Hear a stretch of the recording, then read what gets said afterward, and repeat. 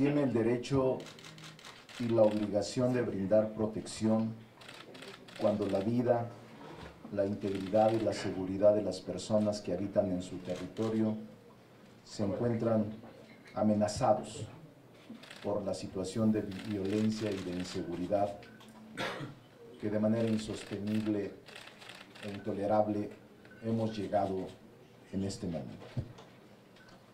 Las estrategias de seguridad y combate a la delincuencia hasta ahora diseñadas han sido insuficientes para atender los problemas de inseguridad, y los cuerpos de seguridad federal, estatal y municipal están marcados, digámoslo con toda seriedad, por una debilidad institucional.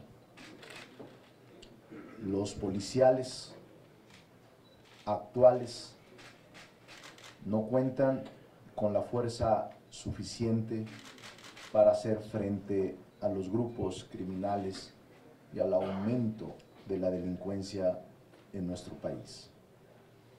El Ejército y la Marina son dos de las instituciones más sólidas en nuestro país. Indicadores de opinión pública señalan la valoración social, legitimidad y en donde no ha permeado de manera significativa la delincuencia y la corrupción.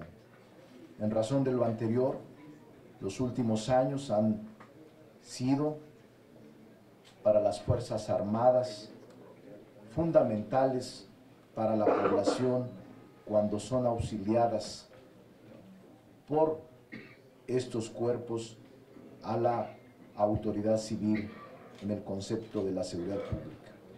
Su trabajo ha forjado un reconocimiento generalizado por su patriotismo institucional y lealtad a la República y a las instituciones del Estado mexicano.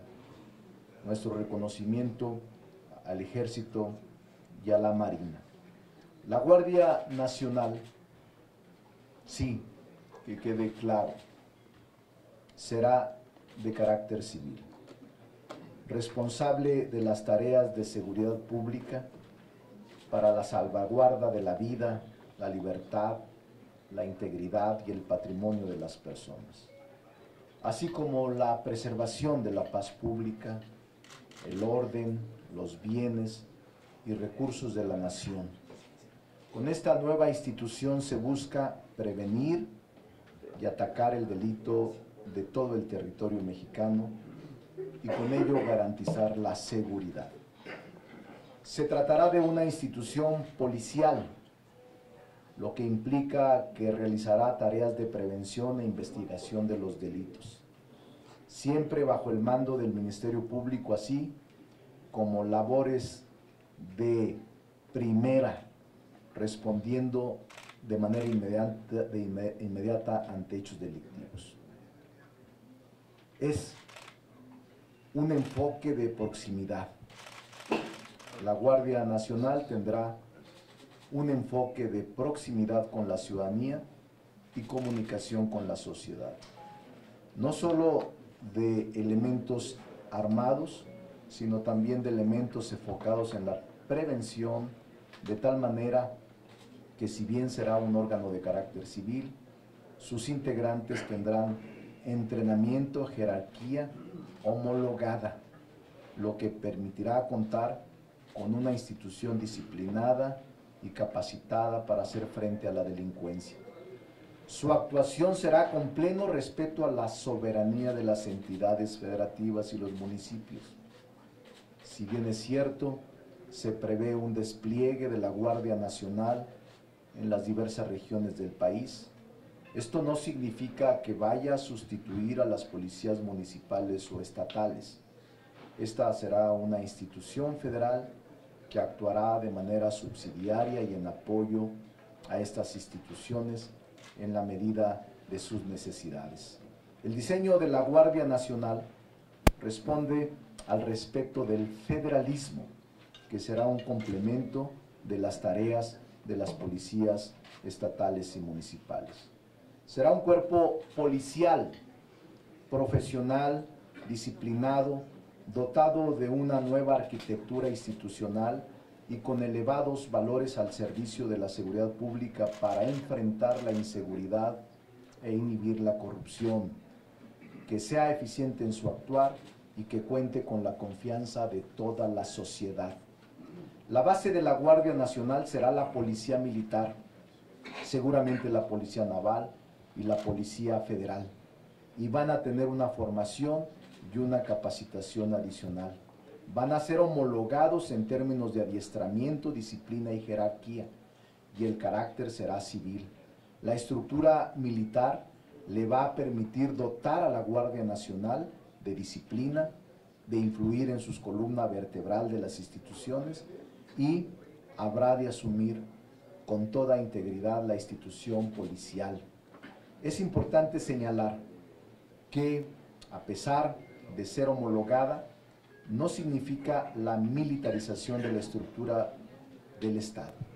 En realidad, es la oportunidad para que finalmente las Fuerzas Armadas dejen de realizar las tareas de apoyo a la seguridad pública y regresen a sus funciones de defensa y seguridad nacional en el corto plazo.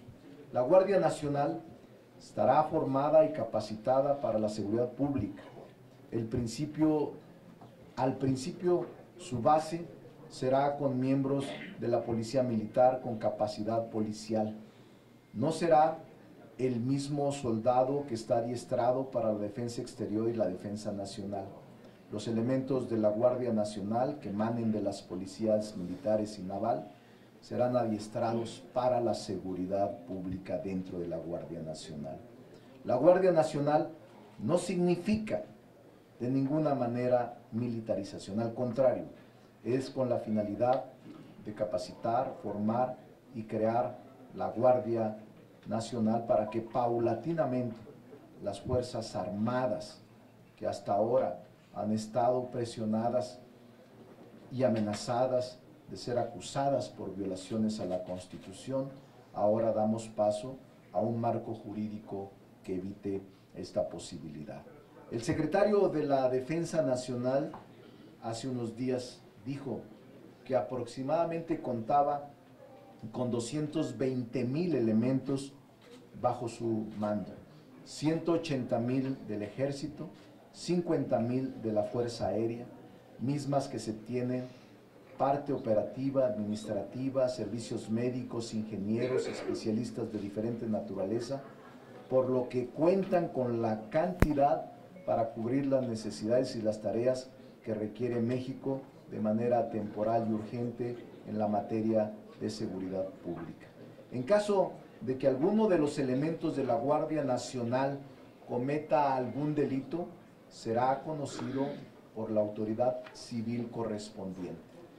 Será el instrumento que permita nutrir a las fuerzas de seguridad pública, primero, de personal adaptado a la función policial y seguridad, de personal civil formado e instruido con valores y disciplina, con los conocimientos orientados a la seguridad y protección de los ciudadanos. Por otro lado, el reclutamiento de personal civil que ocurrirá una vez que se apruebe y se promulgue la ley, el reclutamiento del personal civil para la integración final de la Guardia Nacional representará una opción segura y digna de empleo en la que obtendrán diversos beneficios y prestaciones que contribuirá a dar certidumbre a su proyecto de vida personal y familiar. Se contemplan adecuados mecanismos de evaluación, ya que el Senado de la República le corresponderá analizar el informe anual que el presidente de la República le presente sobre actividades de la Guardia Nacional. El Congreso de la Unión tendrá la facultad de expedir las leyes sobre la organización, disciplina, profesionalización y operación de la Guardia Nacional, así como para expedir la ley de reglamento, el uso legítimo de la fuerza, garantizando el respeto a los derechos humanos. La Guardia Nacional se sujetará a un mando civil con facultades y atribuciones claras, además respetando la competencia de los 3 órdenes de gobierno en materia de seguridad pública.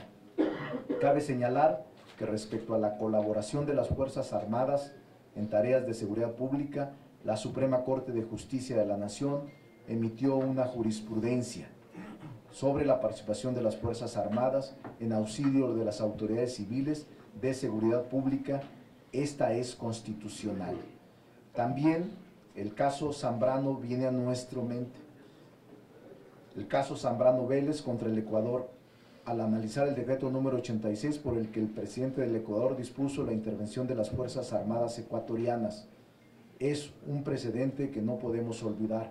La propia Corte Interamericana de Derechos Humanos, en la sentencia del 28 de noviembre del 2018, respecto al caso Alvarado Espinosa y otros contra México, en el párrafo 182 se señala que el mantenimiento del orden público interno y la seguridad ciudadana deben estar primeramente reservados a los cuerpos policiales civiles. No obstante, cuando excepcionalmente intervengan en tareas de seguridad, la participación de las Fuerzas Armadas deben de ser extraordinaria, de manera que toda intervención se encuentre justificada y resulte excepcional, temporal y restringida a lo estrictamente necesario en las circunstancias del caso, subordinada y complementaria a las labores de las corporaciones civiles, sin que sus labores puedan extenderse a las facultades propias de las instituciones de procuración de justicia, de policía judicial y ministerial. Estos términos, características y principios ahora los asumen en un transitorio en esta temporalidad, por lo que es necesario subrayar que se cumplen con los estándares internacionales y con los organismos internacionales de defensa de los derechos humanos.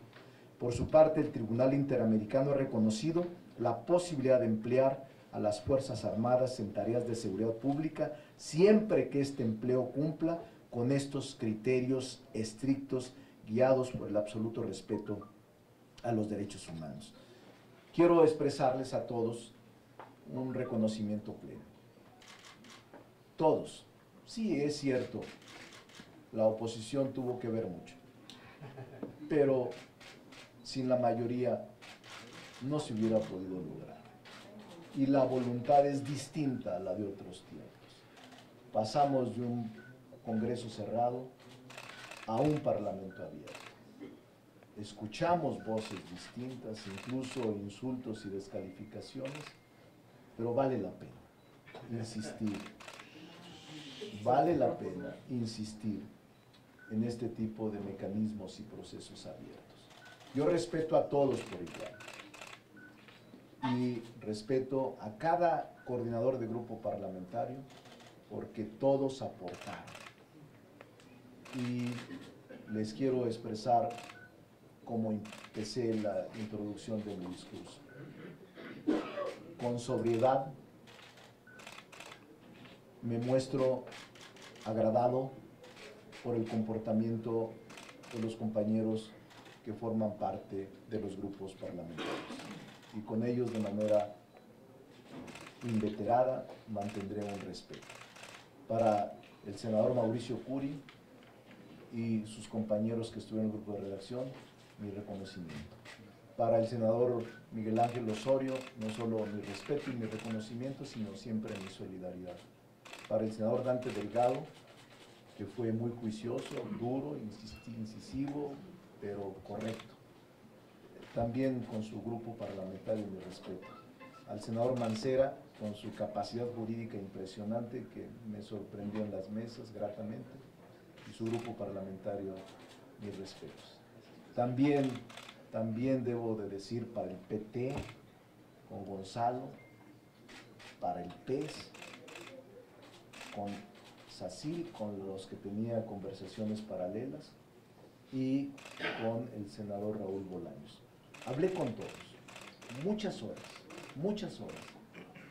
y quiero agradecerle al presidente de la Comisión de Puntos Constitucionales también su paciencia, su dirección y su talento, junto con la senadora Ana Lilia, presidenta de la Comisión de Estudio Legislativo Segunda, que serán quienes dictaminen las modificaciones que ahora estamos presentando en el Pleno. El mecanismo que vamos a usar a partir del Pleno será el siguiente, que es acuerdo de todos. En este momento se ordenó la publicación en la Gaceta Parlamentaria del documento que contiene las modificaciones y que ayer por la noche fue firmado por todos. Enseguida en el Pleno se dará cuenta y se votará las modificaciones propuestas al dictamen.